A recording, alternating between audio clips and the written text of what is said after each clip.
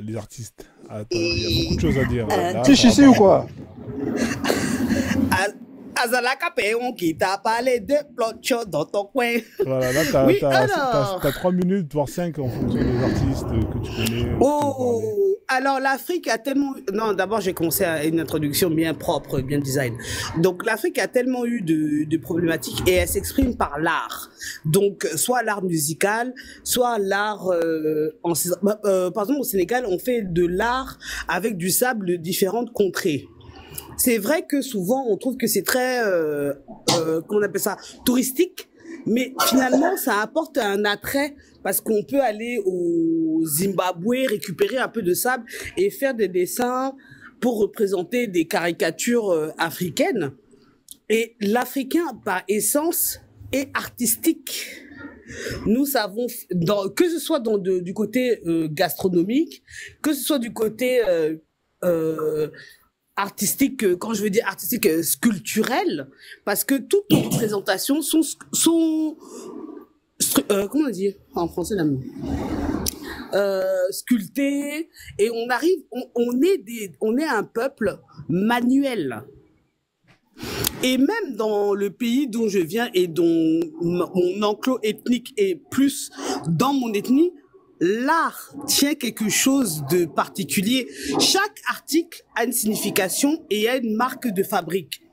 On a les pagnes Mandjak qui sont dessinés, qui sont cousus, non, tissés, pardon, tissés avec des représentations. Donc l'art fait partie intégrante de l'ADN du noir, parce que même aux Antilles, moi je connais plus Haïti, mais même en Haïti, fait partie de ce que nous sommes. Donc si je dois décrire un art africain, bon, par réflexe européen, j'irai la musique. Il n'y a aucune sonorité musicale, ou très peu, qui n'a pas des influences négresses. Je suis à combien de minutes là? J'ai encore beaucoup de choses à dire. Bon, je m'arrête là. Mais je pense que je dois avoir 18 ans.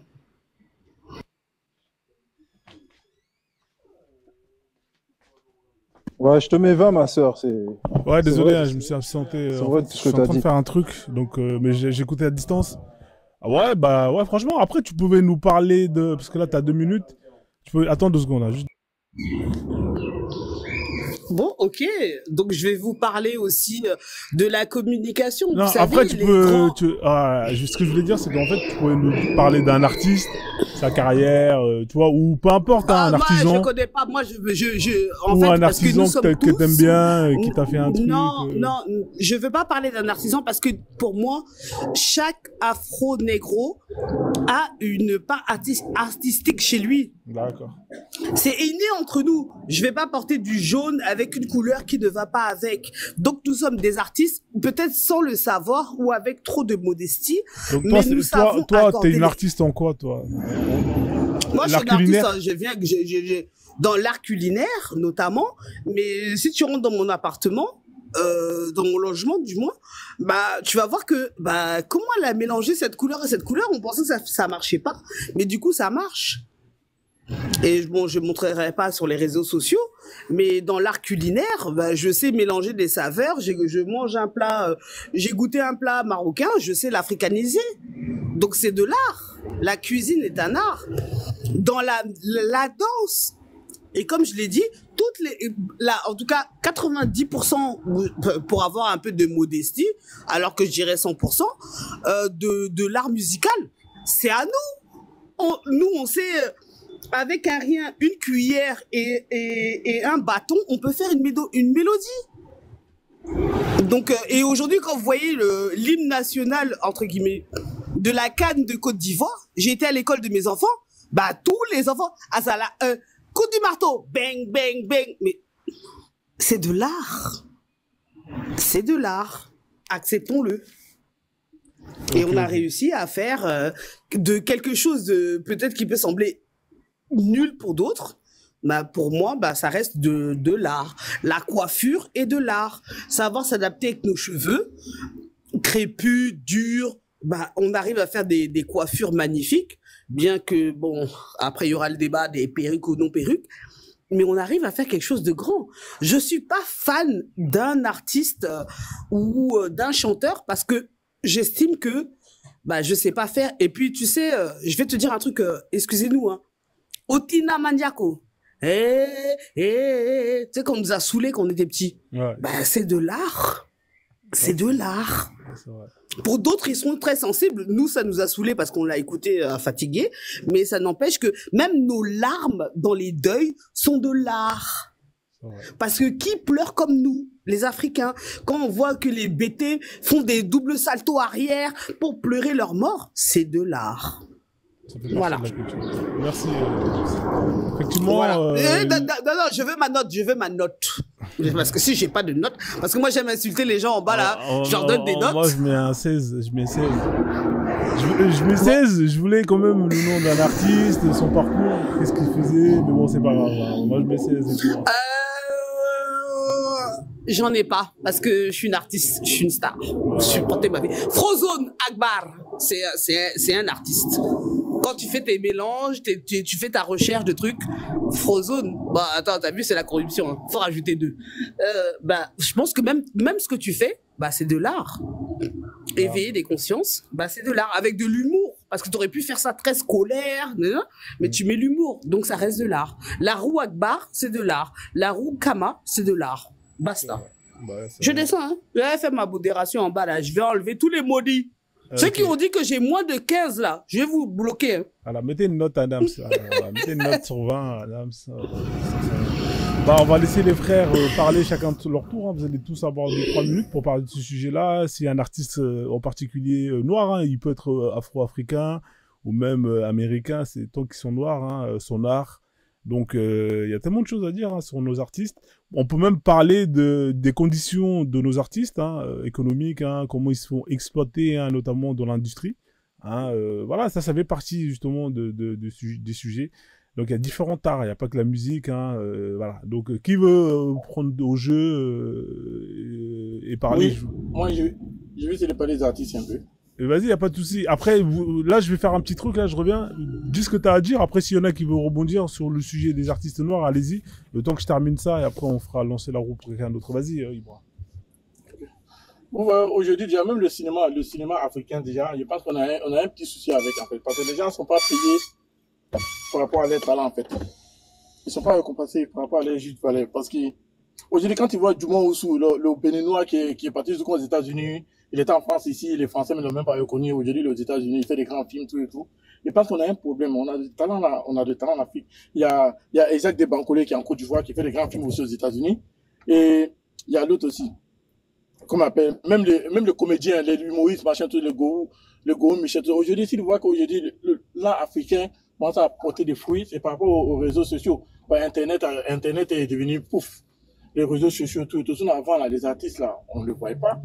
Même les grands écrivains africains, là, aujourd'hui, on n'entend pas parler les Amadou Patiba. Il y a plein. Ils sont à l'oubli. Même Fela, tout ça, là, c'est les gens qui sont à l'oubli. Aujourd'hui, les David Dio, aujourd'hui, il y a les réseaux sociaux, les Burna Boy, aujourd'hui, on parle de eux, aujourd'hui. Pourquoi? Aujourd'hui, tout le monde entier parle par rapport aux réseaux sociaux qui a fait qu'aujourd'hui, on connaît tous nos grands stars africains, aujourd'hui, qu'ils arrivent à s'en sortir. Moi, parce qu'on a un problème à se faire sur ce côté-là. Nous, les Africains, on a qu'à essayer de se structurer par rapport aux trucs africains, tout et tout, l'art africain, que ça soit du cinéma, que ça soit musique africaine, tout et tout. Moi, parce qu'on a de quoi faire, en fait. On a de quoi faire. Parce qu'on a des talents en Afrique. Que ce soit en Afrique de l'Ouest, Afrique centrale, Afrique du Nord. Bon, Afrique du Nord, je ne connais pas bien. Je pense qu'il y a tellement de talents en Afrique qu'on a besoin de se structurer et pour avoir des places, des palmes d'or, des films, tout ça. On a eu des films qui sont passés à l'oubli. C'est passé fuf, on n'a jamais entendu parler après. Voilà, je pense qu'on a un boulot à faire sur ce côté, en fait. On a des talents africains. Alors, c'est ce que je voulais rajouter ici, c'est ce que la sœur vient de dire. Autant pas tout le monde. Alors moi, ce que je voudrais dire sur l'art, la sœur, elle a complètement raison. Moi, je voulais juste ajouter que alors, quand les religions elles sont arrivées en Afrique, justement, ça a détruit toute notre créativité, en fait, ça a mis un stop à tout ça. C'est-à-dire, est-ce que, je pense que la plupart des gens le savent, mais est-ce que vous savez que grâce à la musique, ça soigne? on peut soigner le corps humain grâce à la musique. Et les religions ont interdit la musique, par exemple, l'islam a interdit d'écouter la musique, alors que la musique soigne les gens. On soignait les gens grâce à la musique, on soignait les gens grâce à l'art. Justement, les objets d'art que les blancs ils sont en train d'exploiter, enfin qu'ils appellent objets d'art, ce sont nos objets culturels et ils appellent ça des objets d'art.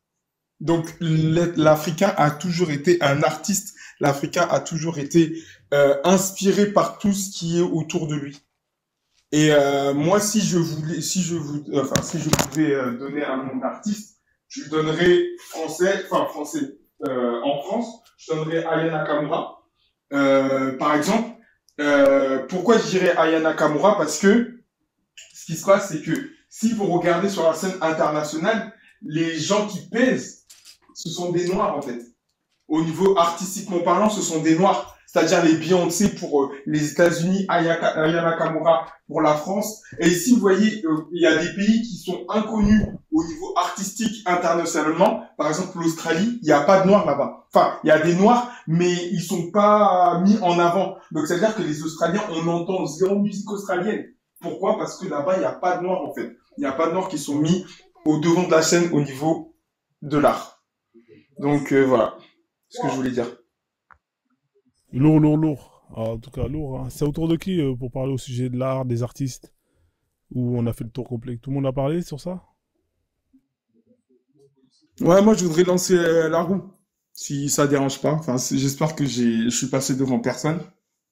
Je peux ajouter un truc vite fait sur l'art? Ouais, vas-y, rajoute. Après, on passe à autre Ouais, chose. c'est 2 minutes. Vas-y.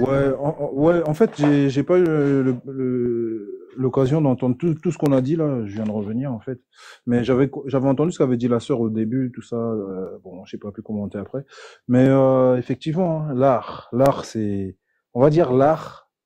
En fait, ça a une nationalité et l'art, c'est africain. Pourquoi? On retrouve l'art en fait dans tout ce qu'on fait, dans tout, absolument tout, dans les sciences, dans la musique. Même dans la religion, dans la spiritualité. Regarde nos masques là, ils sont où? Ils sont dans des musées, ils sont vendus à des millions. Pourquoi? Parce que c'est artistique. Non seulement c'est artistique, mais derrière il y a une autre fonction qui est d'ailleurs la principale, je pense, spirituelle. Vous voyez, nous, notre art, franchement, on peut envier personne. Je donne juste un exemple sur 2 choses, sur la musique et la mode. Tu regardes la musique dans le monde entier. Dans le monde entier, on est suivi. Je connais pas une autre nationalité qui a lancé une sorte de musique que tout le monde a copié, tu vois, que tous les jeunes ont suivi, que tout le monde a écouté, que jusqu'à qui est devenu numéro 1. Je connais pas, en fait, ça existe pas. Au niveau de la musique, ça n'existe pas. Tu vois, tous ils ont copié tout ça. Et même si je prends même les habits au niveau vestimentaire, quand tu t'habilles Quinry, tout ça là, tu vois, à l'ancienne quand on mettait des baggy, des trucs comme ça là, mais tout le monde a suivi. Les blancs ils ont suivi, tout le monde a suivi. C'était des baggy, les noms, même le rap là, c'est tout le monde. Il y a du rap arabe, du rap chinois, du rap, tu vois. Donc faut pas venir nous tromper, dire qu'on peut pas inventer tout ça là. En fait, comment dire, on a une puissance en nous, cette mélanine-là, elle nous fait faire des dingueries qu'on ignore, tu vois, qu'on connaît pas encore bien, mais franchement, au niveau artistique, on est tout en haut. Voilà ce que j'avais à dire. Et lourd. Merci. Hein. En tout cas, merci à tous hein, pour ce sujet, hein, les artistes. Hein, c'est incroyable hein, le talent qu'on a artistique. En vrai, ce talent, on l'a parce que ça fait des siècles qu'on était là bien avant les autres. Ça fait des siècles qu'on s'est posé, qu'on avait réglé tous ces problèmes bien avant les autres. Donc, ça laisse le temps de faire travailler la créativité. Hein, l'art, c'est la créativité. Donc, du coup, quand tu passes ton temps à aller faire la guerre parce que tu crèves la dalle, t'as pas le temps de te poser et développer ce côté-là. Hein, donc, du coup, tous ces gens-là, ils ont pas tous ces peuples qu'on voit et qu'ils ont peu d'art, c'est parce qu'ils n'ont pas eu le temps de se poser et avoir la paix et justement et développer ce côté-là. Donc, c'est pour ça que nous, on est très très loin. C'est-à-dire qu'on a un héritage qui est monstrueux. Peu importe le type d'art, que ce soit l'art culinaire, que ce soit l'art les vestimentaires, que ce soit peu importe le type d'art, on est très loin. La musique, c'est les noirs. Même, comment on appelle ça, là, les blancs, là, quand ils ont développé, entre guillemets, les orchestres. Ils ont pris ça d'où? Ils ont pris ça des Noirs. Ces Noirs arabes, là, vendus, là, qui sont convertis, qui sont partis faire la guerre pour les Maghrébins, là, comment on appelle ça, là? En Espagne. Quand ils ont vu les Blancs, les Noirs en train de, justement, mettre en place ce qu'on appelle des orchestres. Des orchestres, parce que c'est les Renois. Après, ils ont vu ça, ils ont dit, oh, lourd, ils ont pompé, ils ont pompé les instruments. Et c'est à partir de là qu'ils ont développé leurs instruments. Moi, je suis parti au musée de la musique. Il y a un musée, hein, que si vous allez à Paris, hein, à Porte de la Chapelle, à la Chapelle, il y a un musée, le musée des instruments. Vous allez là-bas, vous allez kiffer. Vous allez tomber sur différents instruments qui sont exposés, notamment à travers le temps. Et vous allez voir que les instruments les plus anciens, eh ben, ils sont africains. Ah, donc, du coup, ça c'est musée. Hein? J'ai pas compris. J'ai dit, je connais. Ah, tu connais, ouais, t'as visité, tu vois. Ouais, c'est ouais, à la porte de la Villette, là, ils ont construit le nouveau truc, là. Allez là-bas, vous allez voir. Et tout ça, ça fait partie de l'art musical. Donc, c'est des gens qui ont pompé, pendant que nous, on se faisait hagra, ou on se faisait faire la misère, bah, ils ont développé. Et derrière, ils ont effacé ceux qu'ils ont pompé pour dire que, voici, nous, en fait, on a inventé. Peu importe l'art, hein, même l'art Picasso, tous ces conneries-là, l'art abstrait, ça, c'est des noirs. Quand tu vois des tableaux, des noirs qui te peignaient des trucs. Et je vous jure, si vous vous mettez à faire des recherches, vous allez péter un plomb. C'est-à-dire que vous allez dire, putain, mais nous, on était là. Le truc, c'est qu'au jour d'aujourd'hui, on a toujours des artistes qui sont là et qui existent, mais ils ne vivent pas de leur art.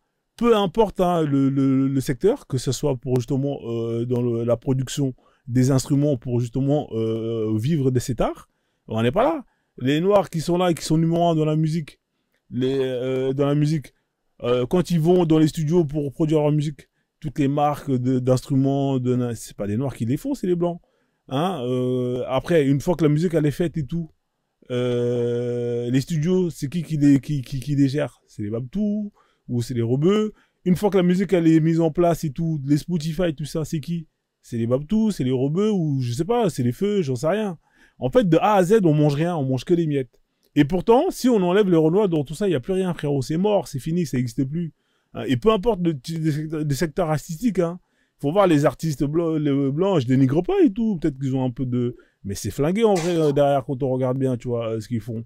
Mais même si c'est de la merde, parce que le peu qu'ils font, comme ils le font de A à Z, ils ont toute la main d'œuvre et tout, bah, ils arrivent à gagner plus d'argent. Donc la vraie question, c'est les artistes, il faut reprendre le contrôle du business. Bon, vous avez aucun contrôle du business. Les maisons de disques, c'est les Babtou, c'est les Feuges. Ceux qui font ils font écouter, c'est les Babtou, les Spotify, tout ça. En fait, vous êtes rien dans l'échelle, c'est-à-dire que pour 100 euros, hein, générés par un artiste, bah, y a peut-être 1 euro qui va aller dans la poche de l'artiste, qui lui va faire 99% du travail, et le reste, ça va aller chez les autres. Donc, au bout d'un moment, il faut se remettre en question. Tu vois, voilà, il faut vivre. Les artisans, voilà, c'est un secteur à laquelle il faut pouvoir s'en sortir et gagner de l'argent. C'est pas normal que celui qui est là a tout dans sa tête, la créativité, va te faire un son, une instru, un genre musical, tout, hein, à la fin il gagne rien du tout. Et c'est les blancs ils ont rien fait, qui prennent tout. Tu vois, donc c'est ça le vrai problème. C'est pour ça que j'ai mis ce sujet-là, les artistes. C'est vraiment pour parler de ce côté-là, là où bah on se fait douiller. Voilà, moi c'était plus ce point-là que je voulais développer du côté artistique, parce que si on doit parler de l'art africain, frérot, des artistes noirs, on va jamais finir. Hein.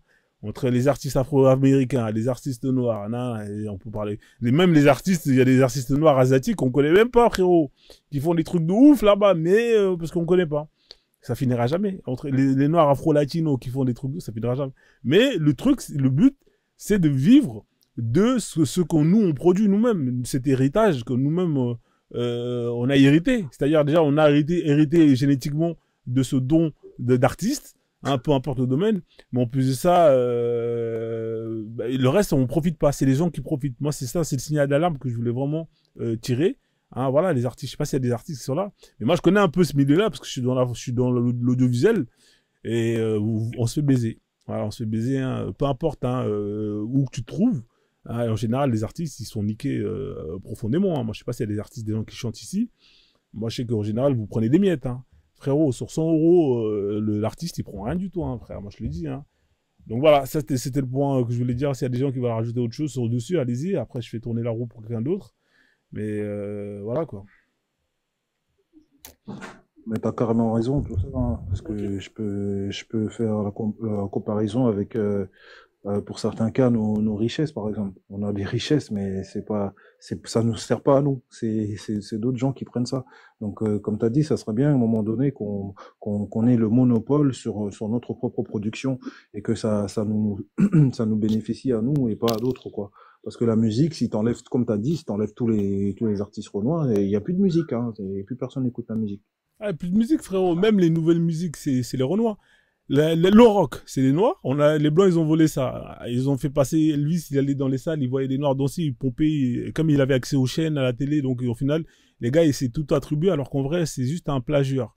La techno, même la techno, c'est un Renoir. La musique électronique, c'est un Renoir. Tu vois? Frérot, c'est pas pour te couper, hein, mais même la musique classique qu'on pense que oh, c'est les Babtou, oh, c'est Bah comme oui, ça. la Non, c'était les classique, je l'ai Nubiens, dit. c'est les Nubiens, frérot. C'est Oui, les je l'ai Nubiens dit. C'est classiques. eux qui avaient inventé Ah, ok, l'orchestre. excuse-moi. Ouais, Si, tout à fait, si. tout à fait. Après, ils ont exporté ça. C'est les Renois là qui ont exporté ça en allant en Espagne, tout ça là. Je pourrais faire des lives que sur ce sujet-là. Tu vois, parler de la musique, des lives avec la documentation. Mais il faut le faire, tu vois. Ceux qui font des lives, c'est des idées, tu vois, de live, tu vois. Ça finit jamais. Ici, c'est juste pour explorer un sujet, mais on rentre pas vraiment en profondeur. Mais on pourrait rentrer en profondeur et parler de ça pendant des heures et des heures. Donc voilà, donc on va faire tourner la roue. À la famille, il faut continuer le tapotage. Hein. On va essayer d'arriver à 50K, s'il vous plaît. Comme ça, au moins, parce que là, ça fait quand même 2 heures et quart de live. Et là, on est juste à 45. Normalement, en temps normal, avec la quantité de personnes qu'il y a, on est facilement à 50, hein, histoire que ça soit bien référencé et que voilà. Voilà. Donc, qui c'est qui voulait tourner la roue? C'était Mensah, si je ne me trompe pas, non Ouais, c'est moi. ouais, C'est tu voulais moi, faire mais comme- juste avant, Ouais, vas-y. Roi Akbar, mais juste avant, est-ce que je pourrais juste dire un truc? Vas-y. Alors, je parlais avec une amie qui est, elle, musulmane, etc. Et en fait, elle me disait que comme quoi elle y a échappé à l'excision, tu vois. Et maintenant, elle me dit oui, parce que l'excision, c'est un truc africain, là. Et je lui dis, mais t'es sûr c'est un truc africain? Elle me dit oui, c'est un truc africain, etc. Donc du coup, qu'est-ce que j'ai fait? Moi, j'ai fait mes recherches et tout, j'ai tapé excision en islam. Non, juste avant, j'ai tapé excision j'ai tapé dans le monde où est-ce que il y a le plus fort taux d'excision dans le monde. Et en fait, figurez-vous, parce que je sais pas s'il y a beaucoup de gens qui le savent, que en fait, les pays les plus excisés, c'est les pays musulmans. Donc après, je lui dis, mais toi, t'es sûr que c'est africain? Elle me dit, bah oui. Je lui dis, mais en fait, c'est pas possible. Parce que maintenant, tu me dis que l'excision, c'est africain, en sachant que l'Indonésie n'a rien à voir avec l'Afrique. Donc c'est le pays le plus musulman et c'est le pays où il y a le plus d'excision. Le deuxième, c'est l'Égypte. Et après, c'est tous les pays du Maghreb. Ensuite, c'est les pays de la péninsule arabique. Donc, et après, ça vient les pays ouest-africains, genre Mali, Sénégal, etc. Mais pourquoi? Parce que c'est des pays limitrophes avec le monde musulman. Et après, le reste de l'Afrique, ils sont pas répertoriés, mais parce qu'en fait, il y a pas d'excision ou il y a pas beaucoup d'excision. Donc, ma question, je sais pas si toi, Frozen, tu le sais, ma question c'est, est-ce que l'excision, c'est pas ça vient pas de l'islam? Et quand j'ai tapé sur Internet, excision en islam, justement, le prophète, je sais plus si c'est une sourate ou un hadith, je sais pas quoi. Voilà, qui disait que comme quoi il faut effleurer les petites lèvres, etc. Parce qu'en fait, il avait croisé une exciseuse et il lui a dit oui, comme quoi il faut effleurer les petites lèvres, etc., tu vois.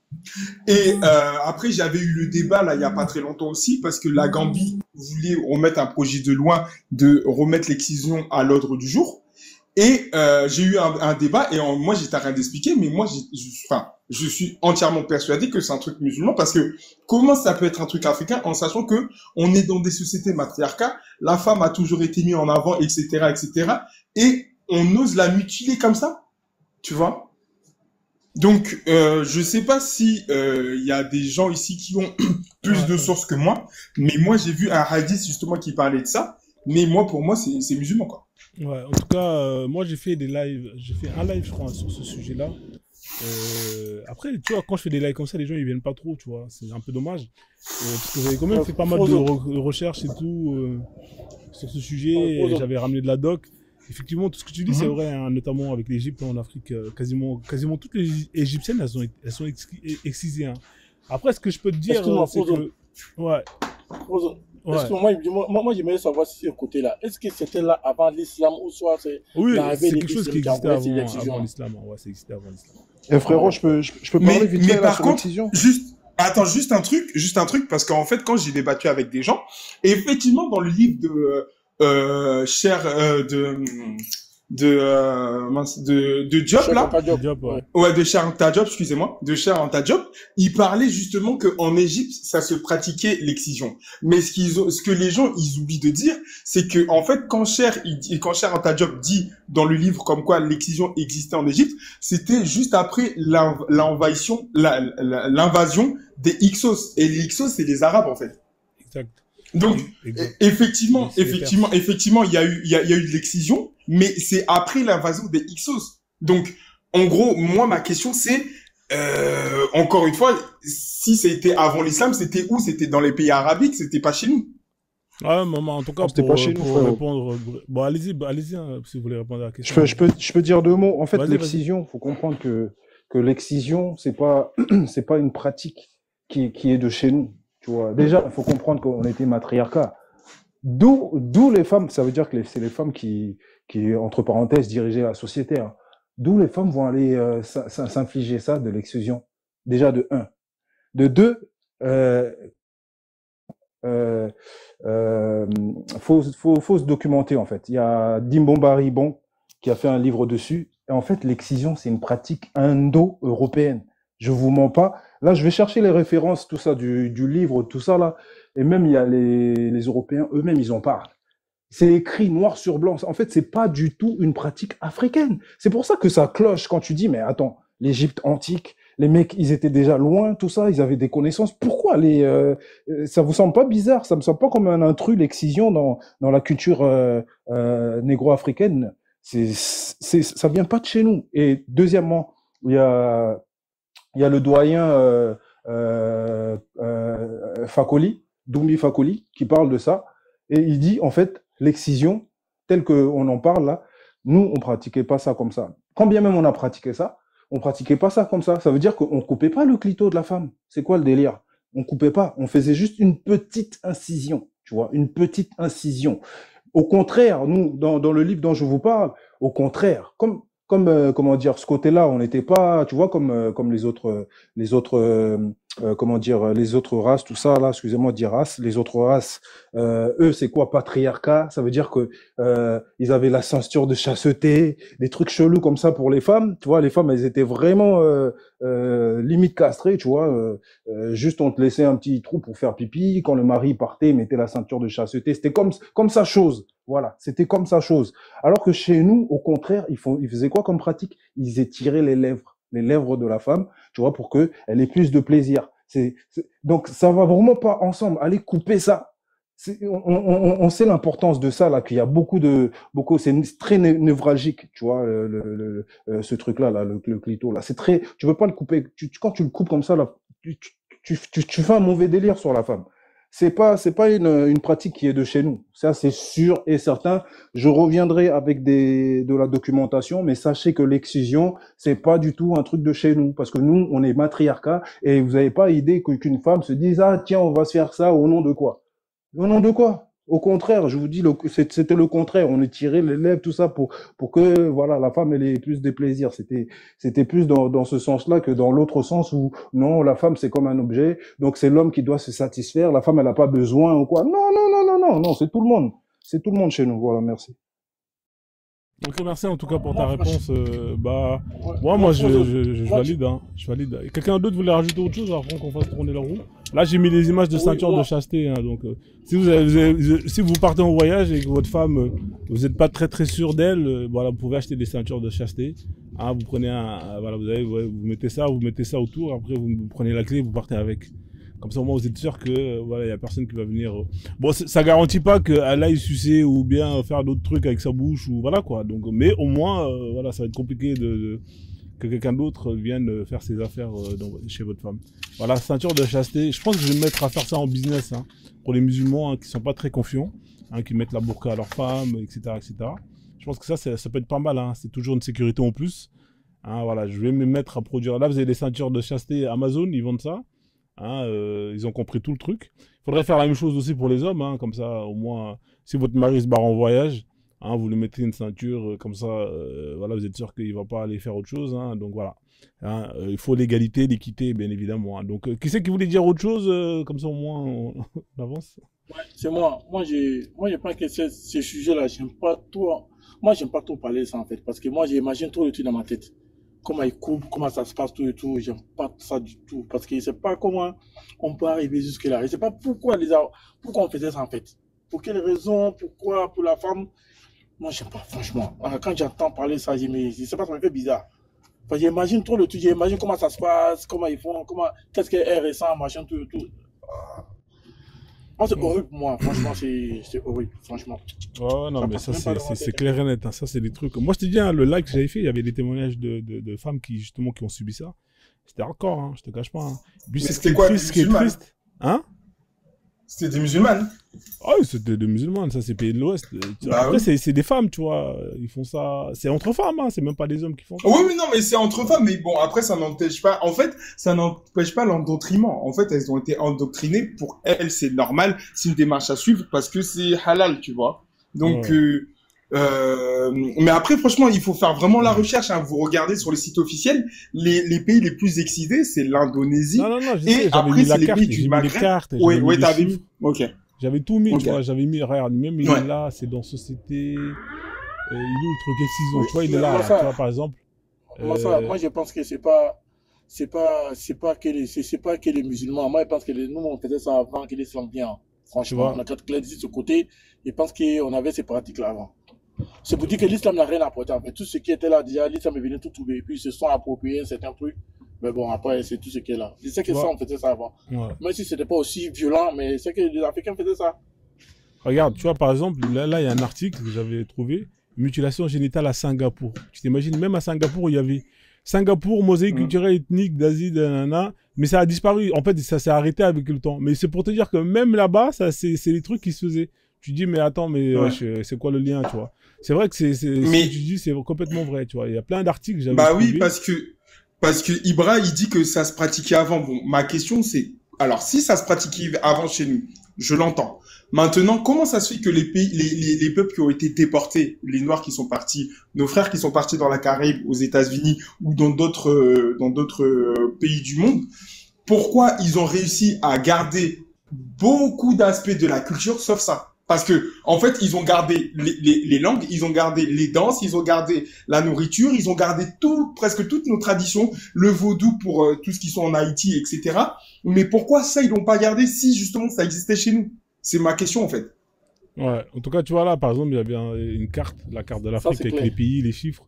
Franchement, c'était un bon live, hein. Après, tu vois, moi, c'est des lives que j'ai fait, je sais qu'il n'y avait pas beaucoup de monde. Parce que voilà, quoi, ça dépend. Les Rwandais, ils aiment bien parler de cul, ce genre de trucs-là, tu vois. Par exemple, là, Ouais, tu mais vois. quand tu regardes justement cette carte-là, la carte que tu as montrée là, c'est des pays qui ont été colonisés par les musulmans. Là, tu vois Ouais, c'est Sénégal, des Mali, pays, c'est des Mauritanie. pays. Ouais, Oui, oui, effectivement. Tu vois, là, celui-là, il tout est simplement. intéressant. Tu vois, il y a 130 millions. Franchement, tu vois, c'est des articles qui sont super intéressants et qui te disent énormément, qui te donnent énormément d'informations. Tu vois, mais voilà, comme c'est pas le sujet, et je l'ai mis hein, dans la carte Kama, dans la roue Kama, l'excision, tu vois. C'est-à-dire que si un jour on tombe sur Ah, ce ok. sujet, bon, on pourra en parler. Mais il est dedans, hein, j'ai rajouté. Ça, c'est des Ouais, trucs que j'ai mis. Donc voilà, vas-y, je effectivement. fais tourner à la roue. C'était qui voulait tourner Ouais, moi, Tu veux tourner quelle roue, Akbar? Roukama alors, non, Roukama alors. Ah, vous avez kiffé la roue Kama. Hein. Ça Ouais. fait parler hein, quand tu tombes sur des sujets, par exemple la politique, tout ça, Les des gars, artistes, ça fait on a, parler. Hein. Ça change un peu, on a trop effectivement. on a trop de problèmes en Afrique. Je sais que ça fait parler beaucoup, c'est clair. Ça, c'est clair, c'est trop difficile. Bah, allez, c'est parti.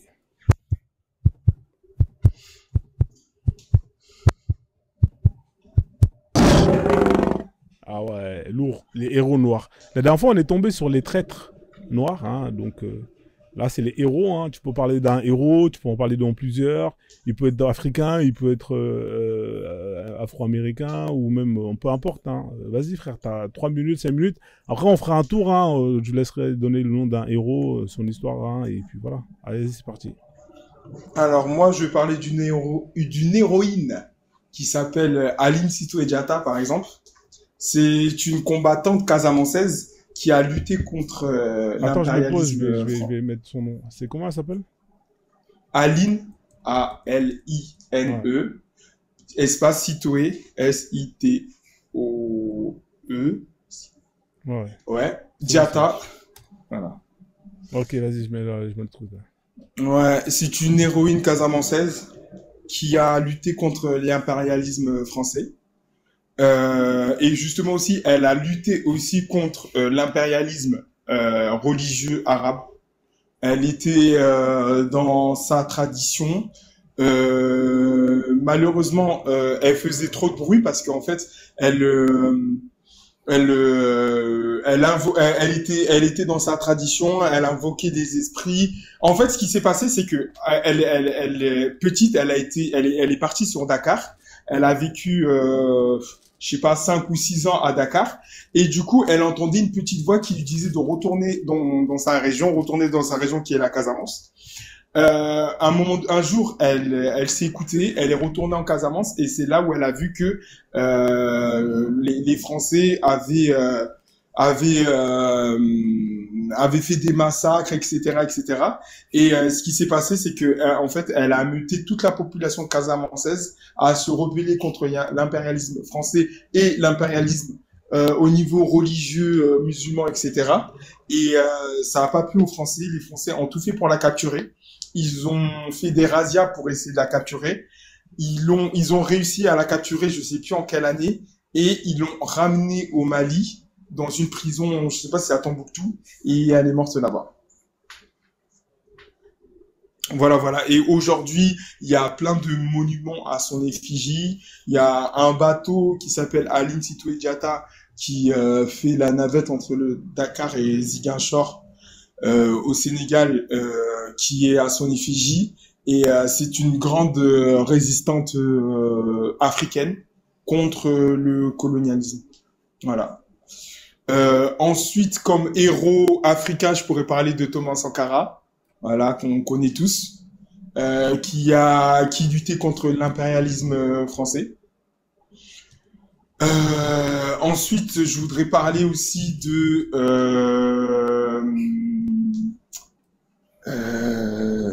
je pourrais parler de qui? Bah déjà, c'est déjà très bien. Hein. Là, tu nous as fait Ouais. une personnalité. Je pense que voilà, en plus c'est une femme et tout, tu vois. Ouais, c'est une Intéressant. femme. C'est une femme. Et voilà. Ouais, non, mais Voilà, moi, voilà. très très bien, franchement, très bonne note, hein, rien à dire. Est-ce qu'il y a quelqu'un qui veut nous sortir le nom d'une personnalité, un héros, hein, bien évidemment, qui a apporté du bien Ok, déjà, moi, il y a deux déjà qui sont, il y en a tellement. Moi, déjà, je vais parler de Cheikh Anta Diop et Doumbouya Fakoli. Vas-y. Hein. Pourquoi Cheikh Anta Diop? Pourquoi Cheikh Anta Diop? Parce que c'est le livre qu'il a fait un moment. Tu sais, le début, quand il était dans ses recherches, hein, c'est aujourd'hui, on voit tout ce qu'il disait, tout ce qu'il a écrit dans ses livres-là, que c'était très important pour nous, le peuple noir, surtout pour les Africains. Tu as vu, aujourd'hui, tout le monde s'est référé aujourd'hui à ce que, quand on parle de Kémitis aujourd'hui, 80% s'est référé à tout ce que Cheikh Anta Diop a dit dans ses livres, en fait. Plus, avec Doumbouya Fakoli aussi. Moi, pour moi, père, son nom, Cheikh Anta Diop, Doumbouya Fakoli, lui, il est vivant. Moi, pour moi, ce sont des héros pour moi. Pour moi, franchement, parce que là, il y a des trucs qu'on n'avait pas compris. Quand on voit maintenant que tout ce que ces gens-là disaient là, Doumbouya Fakoli, il a été en prison pour ça. Il a été en prison pour ces gens de trucs. Moi, ce sont mes héros. Sans compter les stars africains, les stars américains, machin, tous les Renois, tout. Que ce soit les dangers en Washington, bon, ça, on n'en parle pas, et c'est les. Mais moi, pour moi, c'est Cheikh Anta Diop et Doumbouya Fakoli. Pour moi, franchement.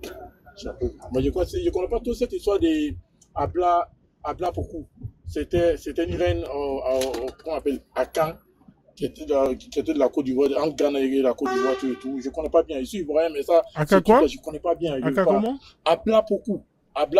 Tu peux trouver cette histoire-là sur Internet. C'est Abla Pokou. L'histoire d'Abla Pokou entre deux gars. C'est une Ashanti. Et c'est pas, il y a eu la guerre où elle devait se déplacer avec son peuple pour aller en Côte d'Ivoire, tout et tout. Et puis il y a eu des trucs qui se sont passés. Je ne connais pas bien, donc il n'y a pas tout m'aventurer. Je sais qu'il y en a qui connaissent mieux.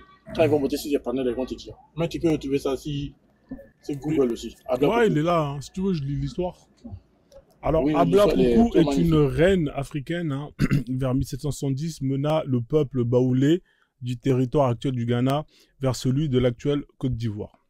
La légende raconte qu'elle aurait sacrifié son fils unique pour traverser une rivière. Le mot baoulé, pour lequel on désigne désormais les descendants du peuple qu'elle conduisait, provient de l'épisode du sacrifice de son fils unique. Après l'immolation de ce dernier, elle déclare Baouli, ce qui signifie l'enfant est mort, d'où le nom baoulé. Ah bah très intéressant. Mais tu peux mettre ça dans ton truc Kama là. Moi, ça fait un plaisir. Ouais, j'ai rajouté. C'est une histoire À chaque fois que je fais les dossiers, je rajoute, tu vois. Voilà. Lourd. Bah, merci en tout cas. Hein. Si quelqu'un d'autre veut rajouter son héros, héroïne préférée, chacun son tour. Ouais, je peux parler? Vas-y. Hein. Ouais, en fait, moi, c'est... Là, je vais pas vous parler d'une personne, mais je vais vous parler des gens, de plusieurs gens, là. Moi, en fait, je vais vous parler de Haïti. Haïti. Bon, moi, je suis congolais, hein. Je suis africain d'abord. Puis pour me situer, voilà, du Congo, Kinshasa. Mais Haïti, là, je sais pas par où commencer. Alors, Haïti, en fait, vous connaissez l'histoire de l'Haïti, des esclaves qui sont révoltés, tout ça. Mais il y a des choses qu'on vous dit pas. En fait, déjà à savoir que Haïti, non seulement ils avaient rien pour se défendre au début, mais en plus, c'était une coalition de peuples. Ça veut dire que il y a eu les Anglais, les Français, les Espagnols, je sais plus s'il y avait la Suède ou quoi, mais en tout cas, c'était une coalition de peuples qui attaquaient Haïti. Ouais, Haïti, en fait, malgré ça... Alors, juste une parenthèse. En fait, les Français, ils ont payé des mercenaires. Ils ont payé même des Roumains et tout, qui sont venus, justement. Mais frérot, il y avait l'armée de Napoléon, son cousin Rochambeau, c'est lui qui l'a dirigé. Voilà, exactement. Plus d'autres. En fait, il y avait toute l'Europe, tu vois. C'était des bâtards. Ils Mais étaient oui, venus toute en l'Europe. organisé. C'est un truc de fou. Et ils sont fait Napoléon, il a perdu là-bas. Il a perdu. C'est l'homme qui avait la plus grande armée du monde, là, sur le moment. Mais il s'est fait fracasser par des Haïtiens. Et je vais vous dire, les Haïtiens, on était quoi? 25 000. Face à 75 000, ok? 75 000 soldats. Là, je parle uniquement de l'armée napoléonienne. 75 000 soldats, alors que nous autres Haïtiens, on était 25 000. C'est-à-dire qu'il y avait hommes et femmes. Hommes et femmes. Ils ont réussi à repousser les attaques jusqu'à les proclamer, à faire tellement peur aux Européens qu'ils ont finalement lâché l'affaire et ils ont réussi à proclamer l'indépendance de l'Haïti. Même après l'indépendance de l'Haïti, Haïti a aidé énormément du monde. Au Congo, lorsque les Belges ils ont décidé de retirer sur Lumumba tous les professeurs, genre pour dire on va voir comment vous allez vous débrouiller sans nous, tout ça. Haïti, ils ont fait quoi? Ils ont dépêché des professeurs, tout ça, même des militaires qu'ils ont déployés partout dans l'Amérique du Sud. Vous remarquerez, si vous faites attention, que tous les drapeaux quasiment de l'Amérique du Sud, ils ont à peu près les mêmes couleurs que Haïti. Pourquoi? Parce que Haïti était là pour comment dire? C'est eux qui ont ouvert en fait la révolution bolivienne. Hein? C'est eux qui ont ouvert cette révolution qui a fait que comment dire, l'Amérique du Sud c'est un peu débarrassé de l'impérialisme. Donc pour reconnaissance, tous ces pays-là, ils ont quasiment les mêmes couleurs que le drapeau de l'Haïti. Et pour finir, on diabolise par exemple le vaudou, tout ça, tralala. Pourquoi? Parce que les mecs, ils ont tellement la haine qu'ils aient réussi, qu'ils n'aient pas réussi à les mater, hein, à les mater jusqu'au bout. Et ce peuple-là, Haïti, ils ont fait quoi? Vous allez dire, oui, c'est des vaudous, nanana. S'ils étaient si méchants que ça, si le vaudou c'était si mauvais, déjà, ils n'auront pas réussi à sortir du mal dans lequel ils étaient. Parce que l'esclavage, c'était un mal. Vous êtes au courant, c'était un mal, un très profond mal. Un, ils ont réussi à braver ça avec le vaudou, à sortir de là. Deux, ils ont fait quoi? Ils ont proclamé une république, comment dire, une république dans laquelle les gens étaient libres jusqu'à ils accueillaient tous les gens qui fuyaient par-ci par-là. Les Juifs que vous voyez aujourd'hui là, quand c'était l'Inquisition, ils ont fui où? En Haïti.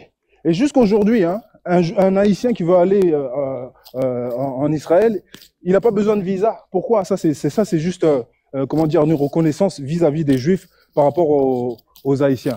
Donc pour moi, franchement, ces gens-là, ils sont en train de payer l'arrogance Enfin, si c'est une arrogance, je crois pas que c'est une arrogance, mais d'avoir eu la tête haute jusqu'au bout. C'est-à-dire que jamais ils sont laissés marcher dessus. Ils ont dit, vas-y, on va continuer comme ça. Quitte à mourir, s'il faut mourir, il faut qu'on meure. On va mourir, mais on va se libérer.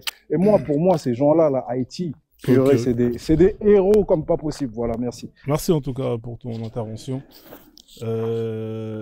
Salut Ilias, comment tu vas? J'espère que tu vas bien. J'espère que tu vas bien. Bonjour. Alors vas-y, Nabs, quelqu'un veut donner le nom d'un héros, d'une héroïne? Vas-y, allez-y. Hein. Une héroïne Vas-y, vas-y. de la Guinée-Bissau, elle s'appelle Titi Nassila. Ah, C'était une combattante auprès de Amical Cabral pour le Titina, comme ça se prononce. Et Silla, c'est sans ailes, sans deux ailes. vas-y, vas-y. Et pour moi, c'est l'héroïne de la Guinée-Bissau. Elle s'est levée, elle est morte à 30 ans, assassinée. Mais elle s'est battue pour justement l'indépendance contre l'impérialisme portugais. Et elle s'est battue pour l'indépendance de ce cher pays qu'est la Guinée-Bissau. T'as dit Et Titi? souvent, on l'oublie. Titina. Ah, Titina. Titina. Silla. Ah, ok, merci. Elle s'est battue. Et pour moi, c'est une des héroïnes. Je reconnais les Amazones du Dahomey, mais dans ce petit pays, comme vous voyez que dans mon pseudo, il y a le 245, pour moi, la plus grande femme de la Guinée-Bissau, c'était Titina Silla.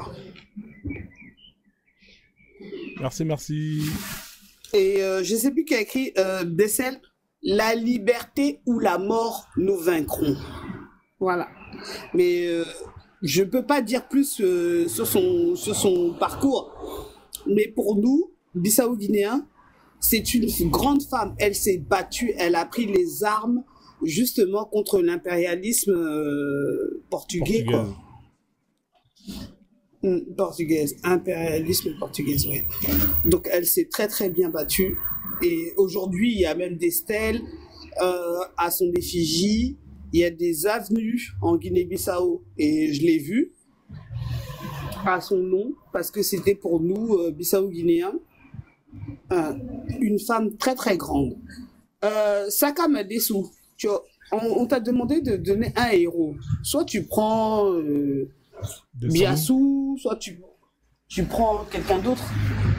Mais il y a eu beaucoup. Bon, il y a Bookman, dans ce que j'ai parlé, il y a les Bookman, oui, il y a les. Bookman, il y a Biassou. Et tu sais, Biassou, tu veux que je fasse rire. Biassou, c'est le nom de mes enfants. Donc c'est pour ça que quand tu parlais, je dis, mais il dit quand le nom le patriarche. Ok, je redescends. Hein. Moi, je suis de Modo. Je vais dans mon rôle de Modo. Ouais. Bisous là-bas. Merci. Lourd, bah c'est bien, ça permet de connaître des personnages, hein, d'ailleurs que plein de gens ne connaissent pas, donc voilà, ça fait des découvertes. Qui c'est qui va rajouter un personnage? Oui, mais Frozen, en Côte d'Ivoire aussi, il y a une histoire qui s'est passée là-bas aussi, et pas c'est ça l'ancienne aussi. Le mois d'indépendance, avant l'indépendance en fait, il y avait des colons qui ont voulu arrêter les maris des femmes ivoiriennes, ils étaient en prison à Bassam. Donc on appelle ça la marche des femmes ivoiriennes, ils ont marché par là à Bassam. Cette histoire est connue aussi. Il y a un écrivain qui a écrit dessus. D'accord. Ok. Ça, tu peux trouver ça aussi. Ça, c'est une histoire qui est très, très bien.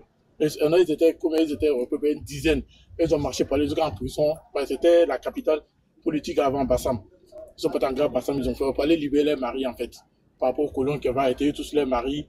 Parce que les gens voulaient la libération. Les gens voulaient, les gens voulaient se libérer pour avoir l'indépendance, en fait. Ça me dit quelque chose, cette histoire. Oui, cette histoire-là, c'est une histoire qui est connue, c'est en Côte d'Ivoire. Ça, il n'y a pas longtemps, mais il y a un écrivain qui parlait dessus. Je suis tombé ici, ici YouTube, là. Après, la personne parlait dessus. Lourd. Ok, bah, c'est noté, hein.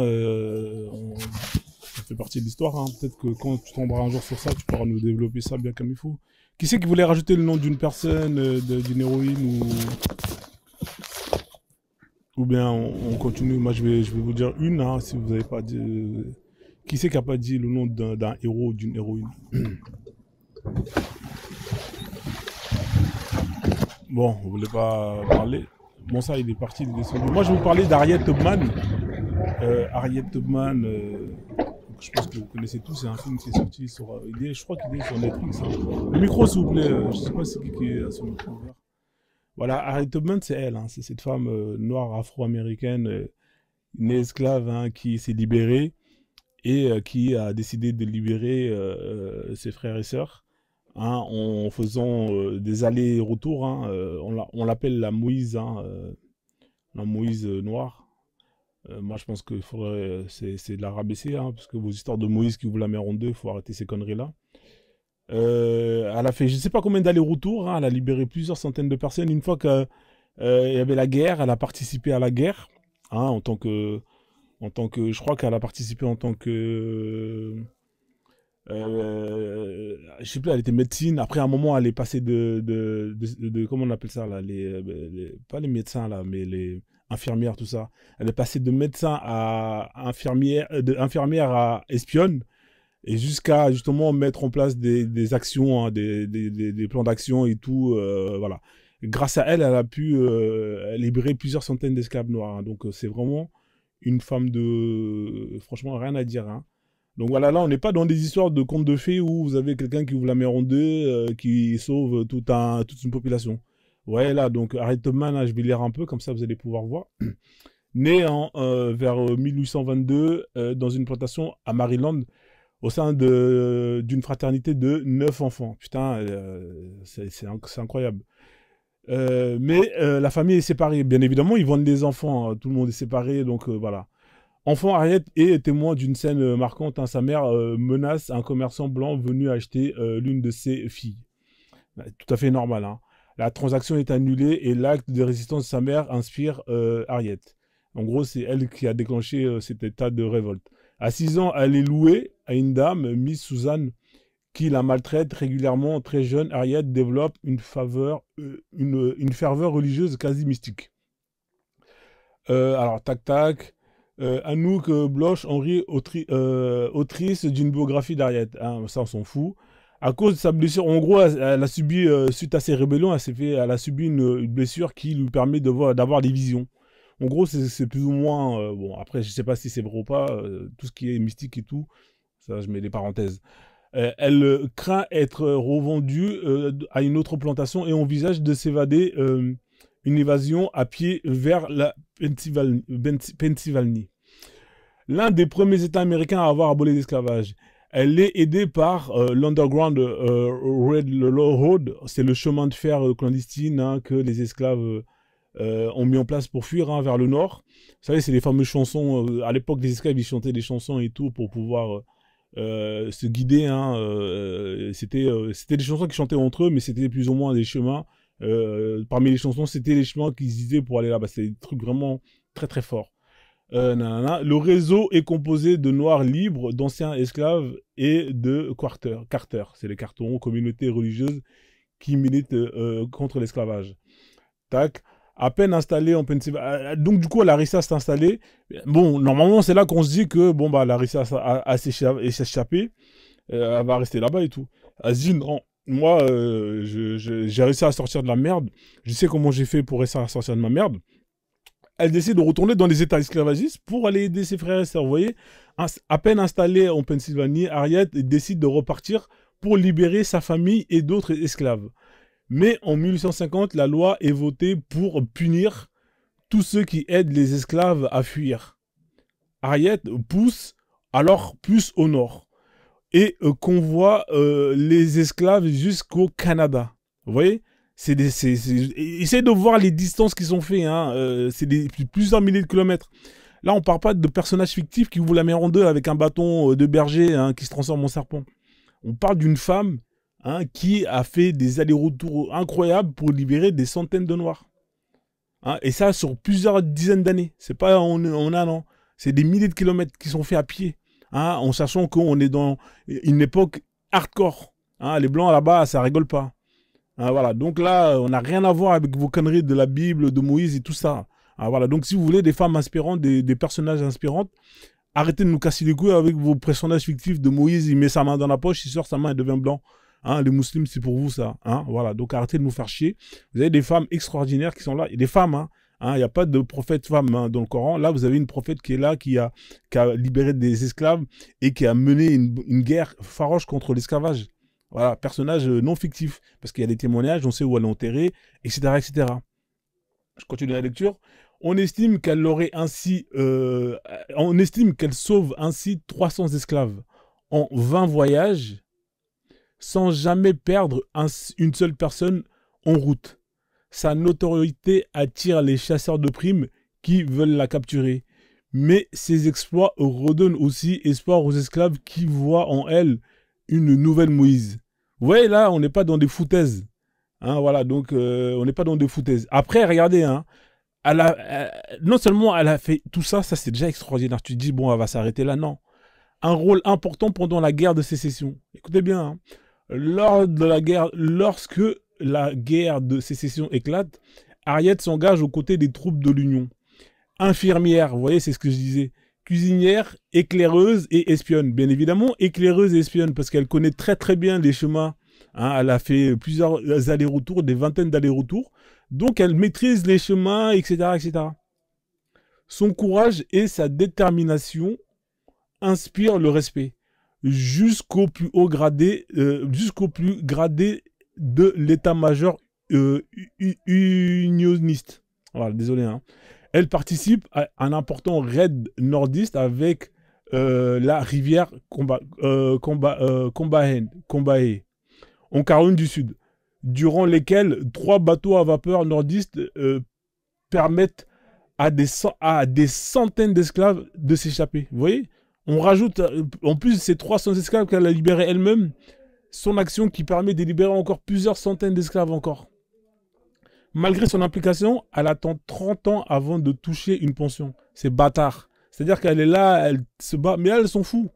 C'est pas une question d'argent. Tout ce qu'elle a fait, ça a permis de libérer plusieurs centaines de Noirs. On parle de même là, encore, je suis sûr qu'ils ont baissé les chiffres. Vous connaissez les Blancs, dès qu'ils parlent des Noirs, ils aiment bien baisser les chiffres. Hein, moi, j'ai lu un truc où elle a libéré plusieurs milliers d'esclaves.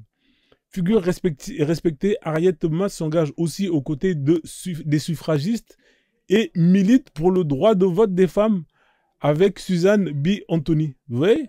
Là, elle fait une carrière de politique. Voilà, on continue. Harriet Tubman meurt à 91 ans dans une propriété qu'elle a acquise. La meuf, elle est propriétaire. Elle passe d'esclave à propriétaire. Incroyable. Aux côtés de sa famille et de ses amis. Elle reçoit les honneurs militaires lors de son enterrement. Si l'histoire d'Harriet Tubman est très documentée, c'est aussi l'un des seuls récits des femmes esclaves à être arrivé jusqu'à nous. Depuis 1990, les États-Unis, Harriet Tubman est célébrée. Elle a même une date pour elle, le 10 mars. Hein? Barack Obama avait promis de figurer le visage sur les billets de $20. Oui, effectivement, ça a été voté. Elle va figurer sur les prochains billets de $20. Apparemment, Trump, il a annulé. Enfin, bon, j'ai parlé pour rien. Mais normalement, elle devait, justement, on devait avoir sa tête sur les billets de $20. Donc, du coup, ça, je ne sais pas trop si ça a été validé ou pas, mais ce bâtard de Trump, fils de pute. C'est pas grave, on s'en bat les couilles, ça enlèvera pas qui elle est. Voilà, donc, vous voyez, là, on vous parle de femmes, hein, des vraies femmes qui ont servi la cause. Vous êtes là à nous faire chier avec vos Moïse. Oui, Moïse, il a ouvert la mer en deux, il était noir. On s'en bat les couilles de votre Moïse. Hein, vous nous faites chier avec votre Moïse matin, midi, soir. Vous avez une femme là qui est là, qui a libéré plusieurs centaines de Noirs, qui a fait des milliers d'allers-retours, qui s'est battue, etc. Et vous nous parlez de Moïse. Ça, c'est des gens, c'est des références. C'est ça, vous devez vous inspirer. Elle, pour moi, c'est une prophète. C'est une femme. Moïse, il a fait mieux que ça. Hein, avec vos conneries, il a marché pendant 40 ans dans le désert. 40 ans, le mec, il a marché dans le désert. Vous êtes là à nous faire chier dans vos églises, dans vos mosquées, Moïse, nanani, nanana. Alors qu'au lieu de parler des femmes comme ça, inspirantes, tu vois, une femme. Non, vous préférez parler des imbéciles, des gens qui avaient un bâton, qui se transforment en sabre laser, hein, qui ouvrent la mer en deux pour faire du surf. Ah, un musulman là, montez ici là, bande d'enfoirés, je vous attends. Hein, maintenant, moi, dès que vous allez me parler de l'islam, je vous mets Harriet Tubman et on fait des comparaisons. Hein, voilà, on va comparer votre Moïse, votre personnage fictif qui ne servait à rien du tout. Moïse, il est noir. Il est où Moïse? Il est né quand? Il est enterré où? Il a libéré qui? Hein, elle, il y a des témoignages, des lettres, tout. De tous les gens qu'elle a sauvés. Et vous nous parlez de votre Moïse, ouais, il a ouvert la mer en deux, il a marché pendant 40 ans dans le désert avec sa... Oui, tablette Moïse. Bande de cons. Ah, c'est des trucs qui m'énervent, ça. Je laisse la parole, hein. Qui c'est qui veut prendre la parole, qui veut nous parler d'une personnalité? Ma liberté, t'es là? Je vous ai perdu, là. J'ai l'impression que j'ai froissé beaucoup de mœurs. Là. Oui, j'arrive là, dans 1 minute, je vais prendre la parole. Vas-y, ma liberté. Bonsoir, Vas-y, ma liberté. Qu'est-ce que tu penses de Harriet Tubman Non, après, comme je viens de rentrer dans le sujet, je suis très captivé quand même par son personnage. Je la connaissais pas. Tu viens de m'apprendre quelque chose. C'est très salutaire. Je te remercie beaucoup. Et puis voilà, et je continue à suivre, quoi. Et puis, s'il y a un sujet qui me concerne, Tu peux nous donner le nom je vais d'un intervenir. personnage, d'un héros ou d'une héroïne noire? Bah, d'un héros. Ou héroïne, hein? Ah, je pense que tout ce que je dirais, vous devrez tous connaître, quoi. Tu Non, mais vois, c'est pour par les gens exemple, qui sont en bas et qui écoutent. Comme ça leur permet de repartir avec du savoir. Ici, c'est un échange de connaissances. Ah, ok. Personnellement, je dirais une femme. Il y a la reine Ablapoku, peut-être que tu as déjà entendu parler. Ouais, on a déjà parlé d'elle, là, juste avant, là.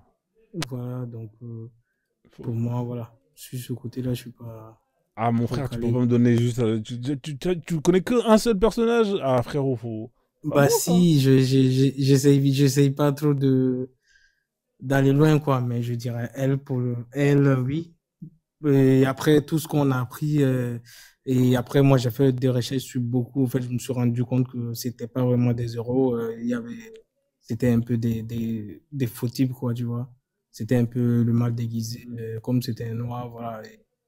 Et c'est un peu parti en couille, mais en réalité, ils ont aidé les autres aussi à nous combattre, quoi. Donc, au final, j'ai dû shooter là-dessus. Donc, j'ai peur de dire des conneries. Bah, écoute, frérot, hein, écoute, hein, si t'as pas de nom, c'est pas grave, hein. Ouais, il y a un que moi je connais, qu'on n'a pas dit Ouais, son mais toi, nom. t'as déjà donné des noms, frère. C'est chacun doit donner un nom. Moi, je vais donner un seulement, que toi, mais tu connais, C'est que qui? tu as ignoré. C'est Tout qui? le monde connaît. Non, mais en fait, c'est pas ça. Le but, c'est de donner un nom. Mais il y en a plein, des noms. Je peux t'en donner plein. Oui, moi, je te Vas-y. donne un tout de suite. Toi, Vas-y. mais tu seras choqué. Paul Biya de Cameroun, Va te faire foutre, mec. qui a Bon. libéré toute l'Afrique. Ça va pas, non, Ibrahim? Patrick Ngoa, il est là, Patrick. Il est où, Patrick Ngoa? Il est là, d'ailleurs. Ça fait longtemps qu'il a disparu, Patrick. Hein. T'es là ou pas, Patrick? Sinon, je te fais descendre, hein, s'il n'y a pas de place. Patrick, t'es là? Même il est pas Kragbe là. Nyagbe, il est plus calé que Paul Ouais, il est Biya. pas là, Patrick. Donc voilà quoi. Ouais, il y a plein d'autres. Narmer qui a justement réuni le sud et le nord de l'Égypte, tu vois. Il y en a plein, frère. On te met des noms, Makenda. Il y en a tellement, frérot. Les Akodja, bon, c'est vrai, c'est des femmes guerrières du Bénin, tu vois. Ils ont même fait un film il y a pas longtemps, là, les Amazones. Il y en a plein, frérot. Donc tout le monde, tu donnes pas un nom. Non, mais c'est pas sérieux, ma liberté, hein.